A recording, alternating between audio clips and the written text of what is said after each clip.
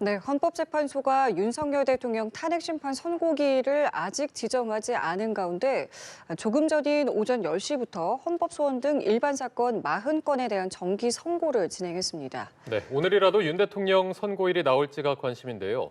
헌재에 나가 있는 취재기자 연결해 보겠습니다. 김태욱 기자. 네, 헌법재판소입니다. 헌재는 조금 전인 오전 10시부터 매달 마지막 주 목요일에 여는 정기 선고를 열고 헌법소원 심판 등 일반 사건 40건에 대한 선고를 20분 동안 진행했습니다. 일반 사건 선고 뒤 오늘 중에라도 윤석열 대통령 사건 선고 기일을 발표할지 여부에 관심이 쏠렸지만 재판관들은 별다른 이야기 없이 퇴정했습니다. 헌재는 지난달 25일 윤 대통령 탄핵심판 변론을 종결한 이후 한 달 넘게 결론을 내리지 않고 있는데요. 앞서 재판관들은 윤 대통령 사건을 최우선으로 심리하겠다고 밝혔지만 그 사이 감사원장과 검사 3명, 한덕수 국무총리 탄핵 사건이 먼저 선고됐습니다.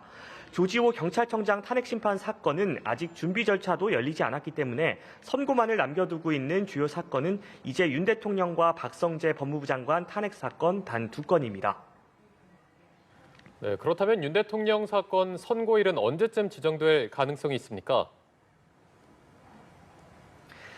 네, 재판관들은 오늘 오후에도 평일을 이어갈 것으로 보이는데요. 다만 오늘 중 선고 기일을 발표하더라도 당장 내일인 금요일에 선고가 이뤄질 가능성은 낮습니다.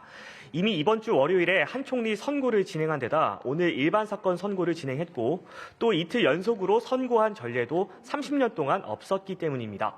헌재가 한 주에 3번 선고를 진행한 사례도 없습니다.